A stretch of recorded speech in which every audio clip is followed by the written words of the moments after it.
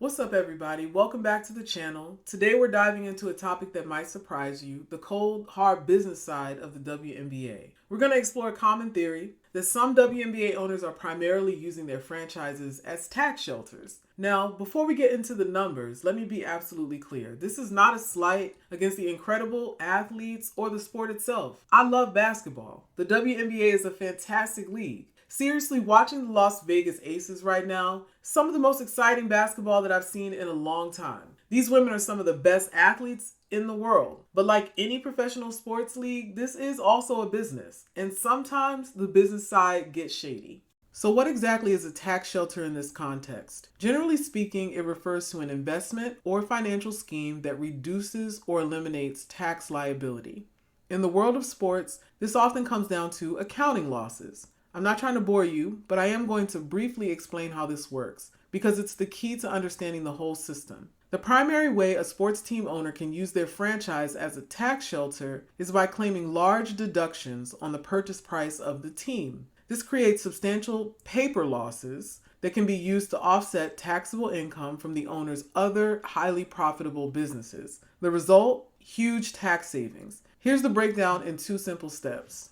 Step number 1, allocating value to intangible assets. When an owner buys a sports franchise for hundreds of millions or even billions of dollars, the acquisition includes tangible assets like equipment and facilities, and intangible assets. A substantial portion of the purchase price, often 90% or more, is allocated to those intangible assets. We're talking about things like player contracts. Think about the value of the contracts, not the person. Media and broadcast rights, team goodwill and branding, and league membership. Step number 2, the 15-year write-off. This is where the magic happens. A 2004 tax law allows owners to amortize or deduct the value of these intangible assets over a period of 15 years. They treat these assets as if they lose value over time, similar to a depreciating factory. But here's the kicker. The value of a major sports team, especially the brand and league rights, usually appreciates. This amortization, however, creates large artificial losses on paper, even when the team might be profitable in reality. Owners can then deduct these business losses against their personal income, lowering their overall tax bill from their other highly profitable businesses like real estate or manufacturing. So, if an owner has a highly profitable real estate firm making hundreds of millions and their WNBA team reports a loss of, let's say, $15 million, that $15 million loss can then be deducted from their overall taxable income.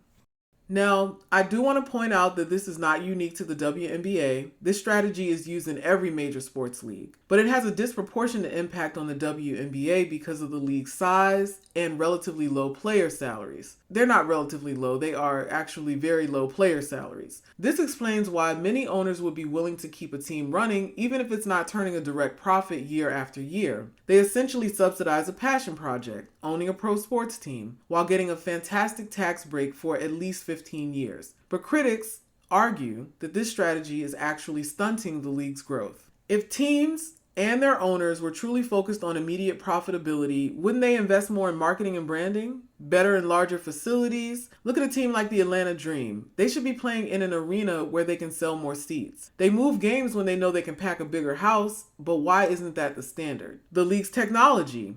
Just try using the WNBA League Pass app. It's horrible. Where are the ads? During the 5-minute games starting back up soon, dead air. This is basic business. In fact, some players like Nafisa Collier very recently have pointed to the hypocrisy of the owners. You can't spend $57 million on a new state-of-the-art practice facility, which gets written off, and then tell your players you can't afford charter flights or a commensurate salary. The facilities and the tax write-offs they generate are an investment. The players are an expense to be minimized. The irony is that because the salaries are so low, a push for genuine profitability could yield a higher percentage of profit than in the NBA, where salaries alone take up billions of dollars. Yet the league continues to operate in a manner that seems to prioritize the owner's tax advantage over maximizing revenue, player safety, or even more importantly, the long-term financial health and well-being of athletes who are investing everything that they have into this league. Owners will argue that they are providing a valuable service by keeping the league alive and providing opportunities for these incredible athletes to earn a living on home soil. And without their initial investment, the WNBA might not be where it is today. They often send the message that the women should just be grateful. But when you see a commissioner like Kathy Engelbert, who has the business acumen of a former Deloitte CEO, dodging clear revenue opportunities, it makes you wonder if the mission is just about ensuring the owners on the board of governors can continue to write off losses. The fact that the WNBA reportedly still owes the NBA $56 million from its early days, a debt that is smaller than the single year salary of multiple top NBA players, is being held over the league's head. This is another form of control, a narrative that the league is not viable without the owner's charity. The bottom line is that they are exploiting these women's talent. It's a system where wealth is maintained for the wealthiest 1% by maintaining a facade of non-profitability.